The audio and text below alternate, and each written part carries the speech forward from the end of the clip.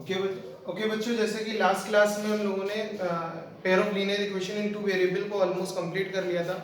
ठीक है, pair of linear equation में हम लोगों ने सबसे पहले स्टार्टिंग में पढ़ा था कि कितने टाइप के सॉल्यूशंस होते हैं, unique solution, infinite many solution और नो सॉल्यूशन। उसकी कंडीशन पढ़ी थी कि क्या होती है, किस तरीके से चेक करते हैं कि इनफाइनाइट मैनी सॉल्यूशन को चेक कैसे करेंगे या नो सॉल्यूशन को चेक कैसे करेंगे, है ना। और उसके बाद हम लोग ने पढ़ा कि how to solve a pair of linear equation to find the value of x and y। There are 4 type of methods. Number 1 elimination method, second number substitution method, third one is cross multiplication method and fourth one is graphical method. मैंने आपको जैसा कि last lecture में बताया था कि graphical method और cross multiplication syllabus से हट गया। वो लास्ट ईयर सिलेबस से हटा था बेटा, 30% रिड्यूस सिलेबस से। वो वही टाइप की उसी टाइम की वीडियो थी ना वो, है ना। सिलेबस तो आपके में है ही, तो आप लोग ने एलिमिनेशन एंड सब्स्टिट्यूशन मेथड सीख लिया है। अब आपके सिलेबस में लेकिन 30% रिड्यूस तो हुआ नहीं है, तो आपके में तो already cross multiplication method and graphical method include है। तो आज की क्लास में मैं बेटा आपको ग्राफिकल मेथड और क्रॉस मल्टीप्लिकेशन मेथड की नॉलेज देके इस टॉपिक को कंप्लीटली क्लोज करता हूं। बिकॉज वर्ड प्रॉब्लम मैंने बता दिया था आपको अच्छे से उन 5 लेक्चर में। आज की लास्ट वीडियो है, इसमें सारा कुछ कंप्लीट कर दूंगा, कवर अप कर दूंगा। जैसे कि सबसे पहले मेथड का नाम है ग्राफिकल मेथड। सबसे पहला मतलब दो जो पढ़ा चुके उसके बाद तीसरा नंबर, राइट, ग्राफिकल मेथड। बच्चों इस मेथड में आपको ग्राफ के थ्रू x और y की वैल्यू निकालना है, ठीक है ना। आपको क्या प्लॉट करना होगा, ग्राफ प्लॉट करना होगा और उसकी मदद से आपको x और y की वैल्यू निकालना है। मैं आपको दिखाऊंगा एक क्वेश्चन करके एनसीईआरटी का, फिर आपको करना है। जैसे x + 3y = 6 एक क्वेश्चन है जिसके बेस पे हम लोग आगे बढ़ते हैं। x + 3y = 6। अच्छा एक बात और समझ लो, या रहने दो, x + 3y = 6। मैं उसको क्वेश्चन के साथ आपको एक्सप्लेन कर दूंगा। x + 3y = 6 एक है हमारे पास, और इक्वेशन है 2x - 3y = 12। 2x - 3y = 12। Elimination method से तो ये बहुत इजी है क्वेश्चन, है ना। अगर एलिमिनेशन लगाएंगे तो 3y से 3y कैंसिल हो जाएगा, दिख रहा है। 3y से 3y ऑलरेडी कैंसिल हो जाएगा और यहाँ पे x के टर्म में आंसर आ जाएगा। बट सब्स्टिट्यूशन मेथड भी हमारा सिंपल है, लेकिन हमें किससे करना है, ग्राफिकल मेथड से। किस मेथड से, ग्राफिकल मेथड से। तो बेटा ग्राफिकल मेथड लगाने के लिए आपको इन दोनों ही इक्वेशन का ग्राफ बनाना होगा, ठीक है ना। तो सबसे पहले हम लिखेंगे graph for x + 3y = 6। Class 9 की थोड़ी बात याद कर लो। जैसा कि क्लास 9 में पढ़ा था कि किसी इक्वेशन का ग्राफ बनाना हो तो किसी एक अननोन को सब्जेक्ट बनाओ। सब्जेक्ट का मतलब उसको एलएचएस में छोड़ दो, बाकी सारी चीजें आरएचएस में ट्रांसफर कर दो। अब सब्जेक्ट हम लोग ज्यादातर उसको बनाते हैं, उस वेरिएबल को जिसका कोएफिशिएंट 1 हो, राइट। सबसे अच्छा तो x का कोएफिशिएंट यहाँ 1 है तो ये बेस्ट है। अगर मान लो दोनों ही कोएफिशिएंट हो तो मजबूरी है फिर किसी को भी सब्जेक्ट ले लो, लेकिन बेस्ट है वो जिसमें कोएफिशिएंट क्या हो, वेरिएबल का 1।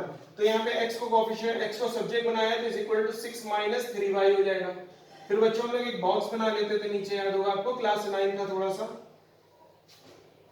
ये बॉक्स में हम लोग सबसे पहले x लिखते थे, बाद में y लिखते थे। अब जो सब्जेक्ट है उसकी वैल्यू निकलेगी, याद रखिएगा, और जो उधर लिखा वेरिएबल है उसकी वैल्यू पुट करेंगे। सपोज करो हमने y की वैल्यू पुट किया 0, ठीक है। तो 3 zeros are 0 and 6 - 0 is 6। अरे बेटा यहाँ सिंपल सी बात है, 6 - 3 × 0, तो 6 - 0 is 6। 6 is what, इधर क्या चल रहा था, x ना, तो x की वैल्यू हमारी उस समय 6 आ गई। ये सब फेयर में नहीं करना है, सब रफ वर्क है। अब इसी तरह से हम y की वैल्यू अगर 1 पुट कर देते हैं बेटा, तो y की वैल्यू 1 पुट करने पे x = 6 - 3 × 1, यानी कि x = 6 - 3 वेयर x = 3। तो यहाँ पे 3 आ गई, राइट। तो इस तरह से हमारे पास बस दो कोऑर्डिनेट इनफ है, ठीक है। तो इसके दो कोऑर्डिनेट हमारे पास क्या हो गए, कोऑर्डिनेट्स r। कोऑर्डिनेट्स r क्या हो जाएगा, पहला है x, पहले x लिखते हैं बाद में y, सेमीकोलन लगा के दूसरा कोऑर्डिनेट लिखो, पहले x देन y। ये दोनों ऐसे कोऑर्डिनेट आएंगे ना, क्योंकि ये पुट करा गया है तो ये दोनों का इंटर करेक्शन है, इन दोनों का आपस में करेक्शन है, राइट। तो x, y, x, y। अब क्या बनाते हैं, ग्राफ फॉर किसका, 2x - 3y = 12। अब बच्चों इसमें x और y किसी एक को सब्जेक्ट बनाना है, तो आप देख रहे हो x और y दोनों का कोएफिशिएंट कुछ ना कुछ है, 1 नहीं है। अब क्या करना चाहिए, जब 1 ना हो तो किसी को भी ले लो, तो ज्यादातर फिर क्या लें, फिर मैं कहता हूं पॉजिटिव ज्यादा बेस्ट है, नेगेटिव भी गलत नहीं है लेकिन आसान हम कह रहे हैं ना, आपको आसानी ढूंढो। तो 2x इज इक्वल टू क्या हो जाएगा 12 प्लस 3y। हमने x को सब्जेक्ट बनाया तो x की वैल्यू निकालना है, तो ये मल्टीप्लाई में उधर जाके डिवाइड में हो जाएगा, तो x इज इक्वल टू कितना हो जाएगा 12 प्लस 3y। फिर से बच्चों वही करना है, अपॉन में 2, बॉक्स बनाना है, वही बॉक्स सिस्टम को फिर से याद करो।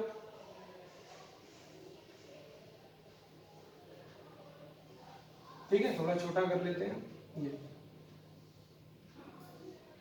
x y, फिर वही बात, कुछ वैल्यू पुट करो किसकी, y की, क्योंकि जो सब्जेक्ट होगा उसकी वैल्यू नहीं पुट करनी है, ध्यान रखिएगा, उधर वाले की वैल्यू पुट करेंगे y।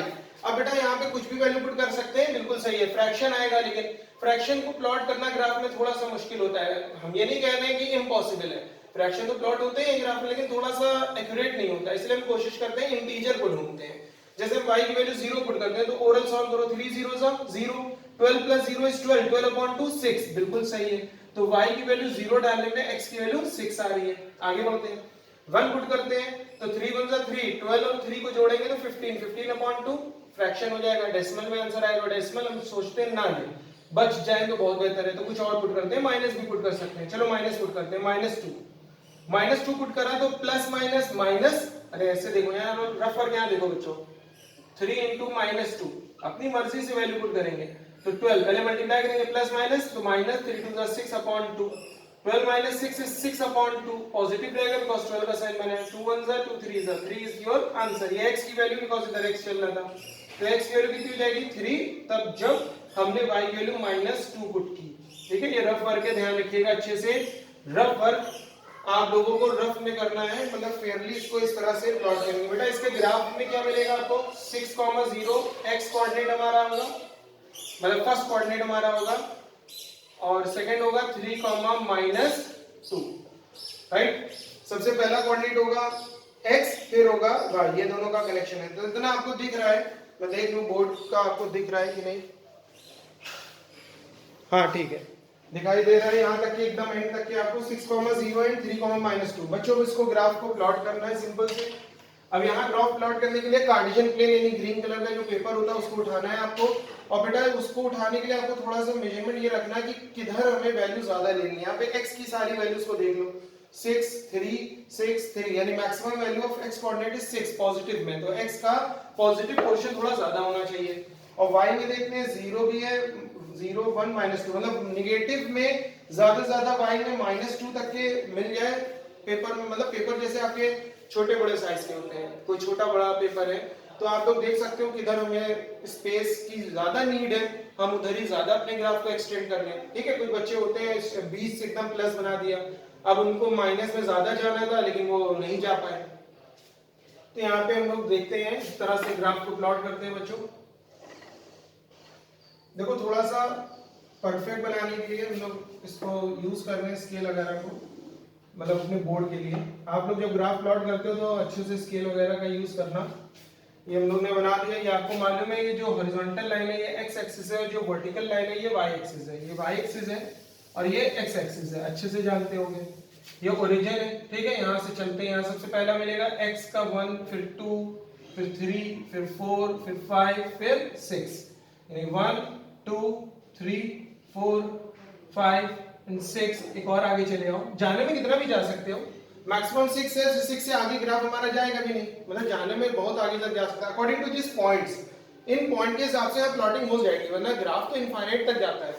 इधर -1 -2 -3 स्पेस है तो मैं -4 तक लिखे दे रहा हूँ। ठीक है, ऊपर चलो, 1 पॉजिटिव का, फिर 2 पॉजिटिव का, फिर 3 पॉजिटिव का, फिर 4 भी पॉजिटिव का, 5 भी पॉजिटिव का, नीचे -1 -2 -3 एंड -4। ठीक है, अब प्लॉटिंग करते हैं। सबसे पहले इस पहले वाले ग्राफ को कोऑर्डिनेट जो है उनको यहाँ प्लॉट करते हैं। 6, 0, पहले बेटा देखो x में 6 है तो x में 6 चलना है, ये x एक्सिस है, प्लस का 6 इधर मिलेगा, यहाँ तक पहुंच गए। ठीक है, और y में उसी समय 0 चलना था, मतलब कुछ नहीं चलना था, तो यही पॉइंट हमारा हो गया पहला पॉइंट, डार्क डॉट लगा दिया। फिर इसी का सेकंड कोऑर्डिनेट 3, 1 है, x में 3 चले, 1 2 3 ये आ गए, और y में 1 चल रहा है, तो यहीं से 1 ऊपर चलेंगे, नीचे ऊपर चलेंगे, राइट। तो यहां से 1 ऊपर आ गए इसके सामने। अब इन दोनों पॉइंट को ज्वाइन करते हुए लाइन ड्रॉ करो, परफेक्ट लाइन होनी चाहिए बिल्कुल।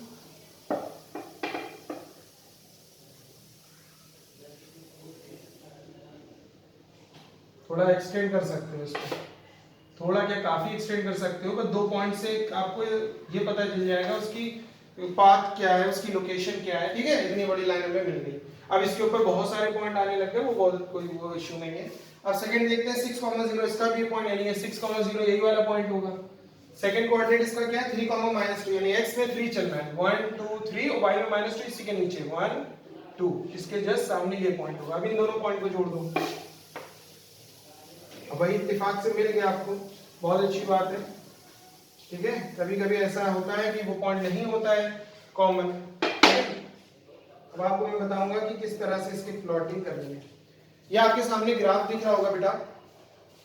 अब देखो यहां तक तो ठीक था, इतना कर लिया। देखो ये 9th क्लास का टॉपिक था, एक तरह से देखा जाए तो। इस पहली क्वेश्चन का ग्राफ, दूसरी क्वेश्चन का ग्राफ, एक ही ग्राफ पेपर पे प्लॉट कर देना, राइट। इसके बाद अब देखो इसके बाद क्या है कि ये दोनों ग्राफ जिस पर्टिकुलर पॉइंट पे कट करें, जैसे ये दोनों ग्राफ कहां काट रहे हैं दूसरे को, इस पॉइंट पे, यही तो कटम बन रहा है, देखो ना इस तरह से जो क्रॉस बन रहा है वो इस पॉइंट को ढूंढना है, ठीक है ना, इंटरसेक्टिंग पॉइंट को ढूंढना है ये।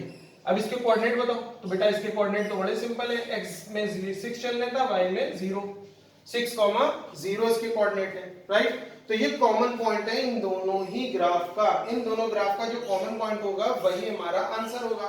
तो पहला वाला कोऑर्डिनेट x की वैल्यू होगी बिकॉज़ ये x कोऑर्डिनेट, और दूसरा वाला y की वैल्यू बिकॉज़ ये y कोऑर्डिनेट पे प्लॉट हुआ था, ठीक है।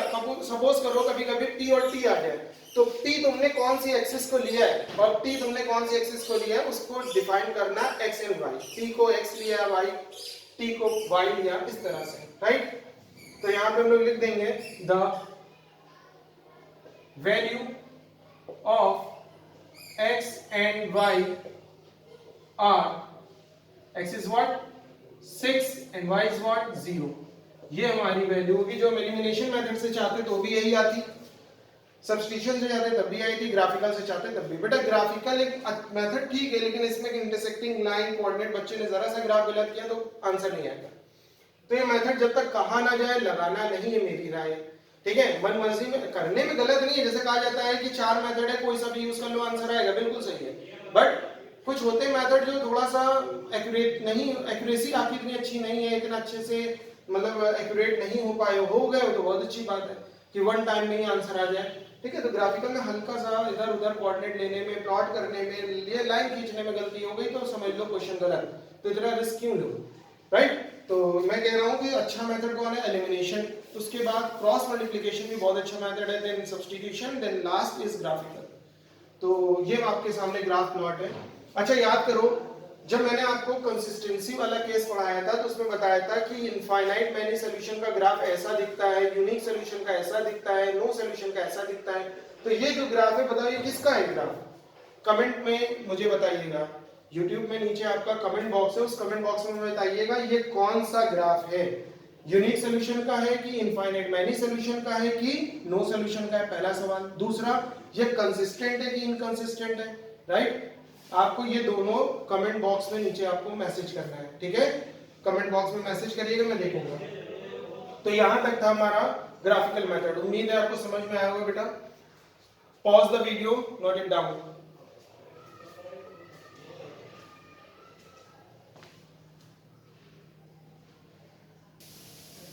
ठीक है बेटा, तो फिर नोट कर लिया होगा उम्मीद है। अब लास्ट मेथड हम लोग देखते हैं अपना cross multiplication method, and one of the most important method for board point of view. मतलब बोर्ड में मैं कहता हूं कि 4 मेथड में अगर मेथड लिख कर आते हैं, जैसे कि मैंने बताया ना, बोर्ड लिख के भी दे देता है कि पेयर ऑफ लीनियर इक्वेशन को दे दिया और कह दिया बाय क्रॉस मल्टीप्लिकेशन मेथड या बाय सब्स्टिट्यूशन मेथड या बाय एलिमिनेशन या बाय ग्राफिकल मेथड इसको सॉल्व करें and find the value of x and y। तो बेटा ज्यादातर बोर्ड क्रॉस मल्टीप्लिकेशन मेथड देता है, जैसे लास्ट ईयर भी क्रॉस मल्टीप्लिकेशन मेथड पूछा गया था, तो सॉरी हाँ लास्ट ईयर भी पूछा गया था, लास्ट ईयर तो क्रॉस मल्टीप्लिकेशन था नहीं ना, लास्ट ईयर पूछा गया था। क्रिमिनल पूछा जाता है, ये आप समझे। तो क्रॉस मल्टीप्लिकेशन मेथड हमारा new and last method cross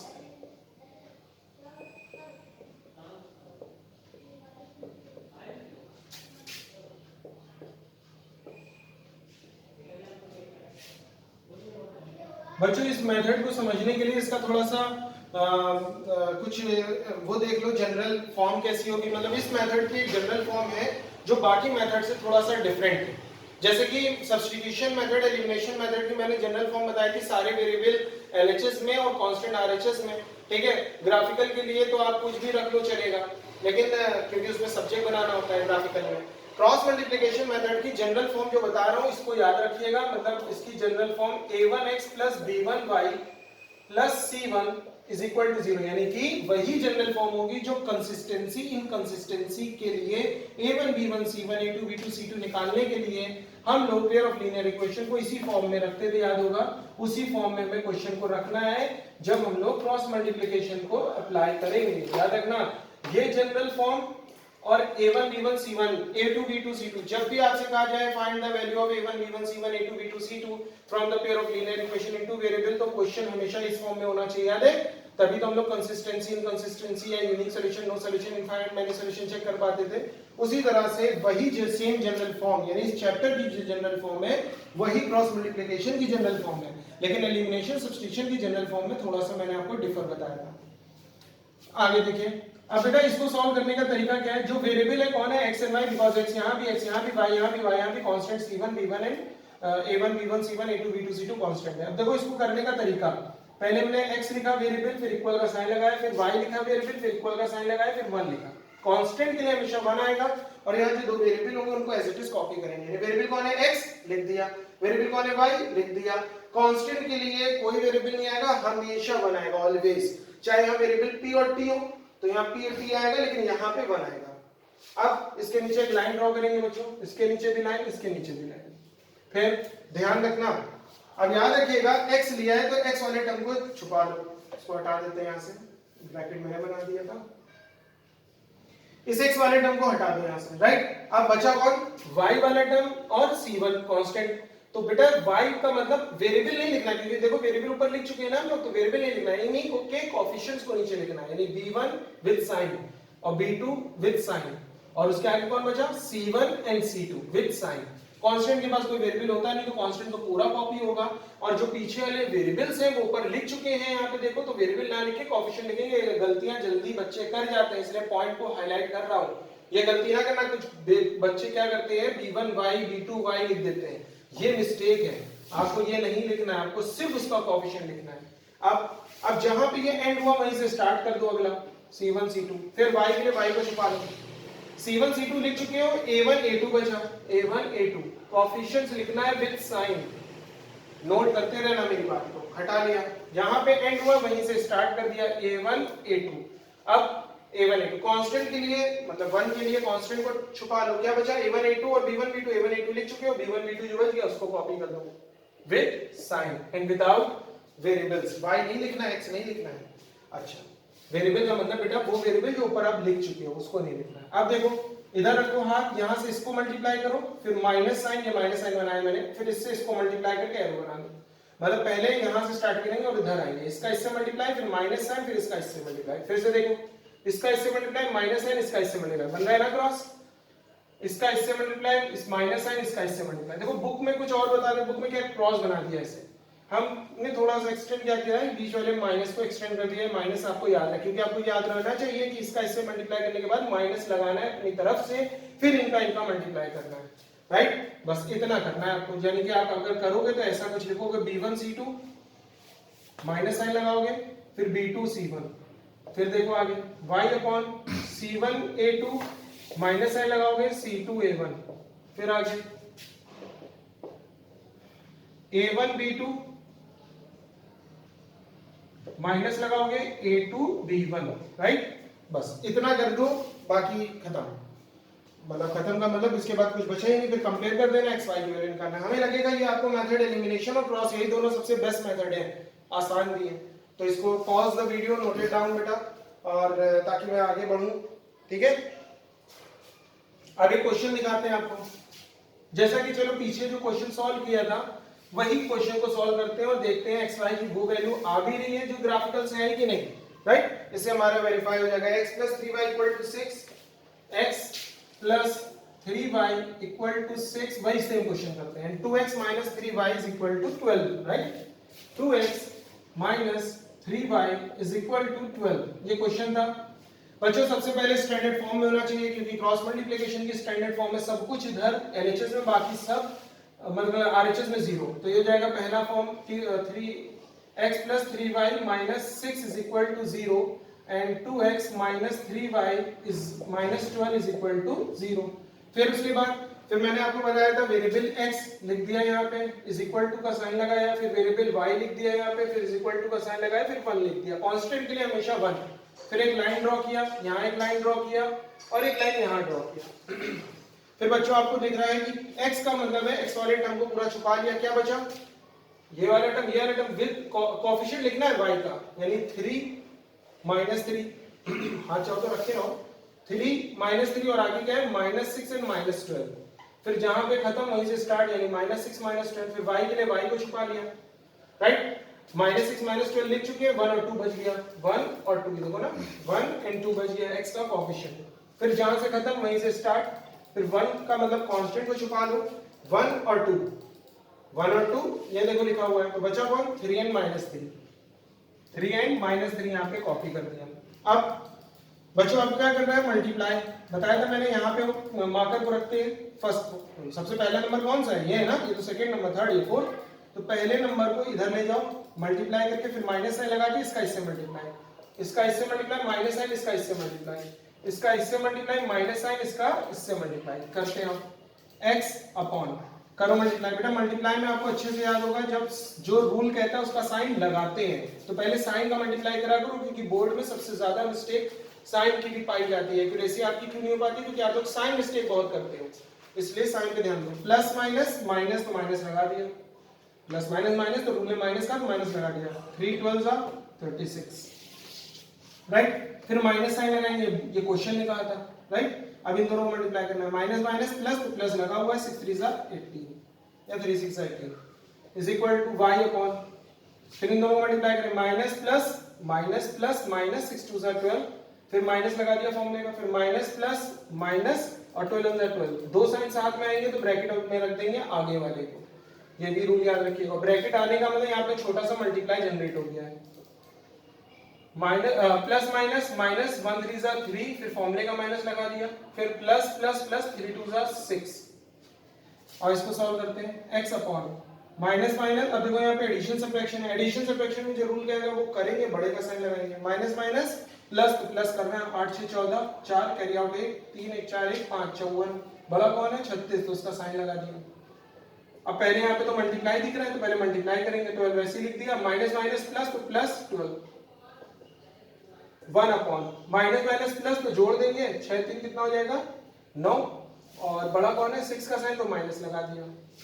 फिर x अपॉन माइनस का 54 बच्चों is equal to y upon, ये तो 0 हो गया, इज इक्वल टू 1 अपॉन -9। अब इसके बाद देखो क्या करना है, अभी जो मैंने मेथड बताया था उसमें नहीं बताया था, इसके बाद क्या करना है। अब देखो इसके बाद क्या करना है बेटा, इस x नाम का ये जो पूरा फ्रैक्शन है इसको इस कांस्टेंट के बराबर कर देना, यानी फर्स्ट टाइम इस x वाले फ्रैक्शन को इस कांस्टेंट के बराबर, सेकंड टाइम इस y वाले फ्रैक्शन को इस कांस्टेंट के बराबर, यानी बारी बारी ये दोनों फ्रैक्शन वेरिएबल वाले फ्रैक्शन है, वेरिएबल फ्रैक्शन है, कांस्टेंट फ्रैक्शन है, ये x वाला टर्म इस कांस्टेंट के बराबर एक बार रखेंगे, एक बार y वाला टर्म इसके बराबर रखेंगे। आप करते हैं इधर देखो, x अपॉन माइनस का 54 इज इक्वल टू कांस्टेंट क्या था बेटा 1 अपॉन -9, 1 अपॉन -9, क्रॉस मल्टीप्लाई करेंगे, यानी इसको उधर भेज दिया उसको उधर लिया है, ठीक है, -9x और इधर जाके माइनस का 54 हो जाएगा।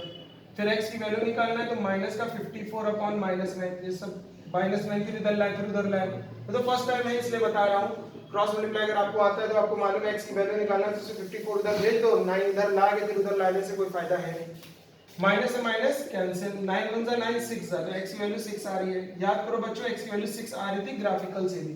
अभी y भी बचा है, तो y के लिए ये वाला फ्रैक्शन यानी y upon 0 is equal to 1 upon -9, फिर क्रॉस मल्टीप्लाई में भेजेंगे तो y इज इक्वल टू कितना हो जाएगा 1 मल्टीप्लाई बाय 0, जानते होगे अपॉन -9, इधर जाके मल्टीप्लाई होता है ना, जैसे देखो 54 का 1 से मल्टीप्लाई हमने डायरेक्ट कर दिया -54। अच्छा ये क्या हो जाएगा y is equal to 0 upon -9। 0 को किसी भी दुनिया के नंबर से डिवाइड करो 0 ही आंसर आता है। ये देखो y की वैल्यू क्या आ रही है 0। यही दो वैल्यू में लगता है आप लोग ने ग्राफिकल में भी निकाली थी। लगता क्या है बेटा, अभी निकाल के बैठा हूं ग्राफिकल मेथड में x एंड y। तो इससे क्या समझ में आया कि एक ही क्वेश्चन को मैंने दो मेथड से किया और दोनों से आंसर सेम आ रहा है, y 0 और x 6, राइट। लेकिन ये बेस्ट मेथड है। एलिमिनेशन एंड क्रॉस मल्टीप्लिकेशन दोनों one of the best method. अब किसको क्या पसंद है वो अपने हिसाब से डिसाइड कर लो। अगर मान लो बोर्ड में नहीं बोला जाता है किस मेथड से करना है, तो मेरा कहना है कि एलिमिनेशन लगाओ या क्रॉस मल्टीप्लिकेशन लगाओ, दोनों ही बेस्ट है। सब्स्टिट्यूशन मेथड भी अच्छा मेथड है, थोड़ा सा कभी कभी लेंथी हो जाता है कभी कभी। और ग्राफिकल मेथड थोड़ा सा रिस्की है, ये समझ लेना। अगर पॉइंट को प्लॉट नहीं कर पाए ग्राफ में सही से, तब तो आंसर निकाल चुके आप लोग। इसलिए कह रहा हूं कि ग्राफिकल मेथड जब तक कहा ना जाए ना लगाना। आज की क्लास में बेटा क्रॉस मल्टीप्लिकेशन कंप्लीट हो गया, ये उम्मीद है आपको समझ में आया होगा। अगर कोई क्वेश्चन नहीं समझ में आया हो तो मैसेज करना बेटा मुझको, राइट। कमेंट बॉक्स में बताइएगा अगर कोई क्वेश्चन ना समझ में आया हो, मैं एक्सप्लेन कर दूंगा। आज के लेक्चर के बाद pair of linear equation in two variables से अब कोई टॉपिक ऐसा नहीं है जो आपको मैंने ना कराया हो। 100% मैंने इस टॉपिक को कंप्लीट करा दिया है। वर्ड प्रॉब्लम 5 लेक्चर में मैंने word problem, elimination method, substitution method, consistency की सारी बातें डिटेल में बताई विद क्वेश्चंस, राइट। और ये बताया graphical method and cross multiplication method आज की क्लास में। अब इसके क्वेश्चंस कैसे लगाएंगे वो आप लगाइए, ना आए तो मुझसे पूछिए, राइट। ओके, तो ये था। अब इसको बेटा पॉज करके नोट कर लीजिए आप लोग, राइट। क्वेश्चंस लगाते रहिए बच्चों।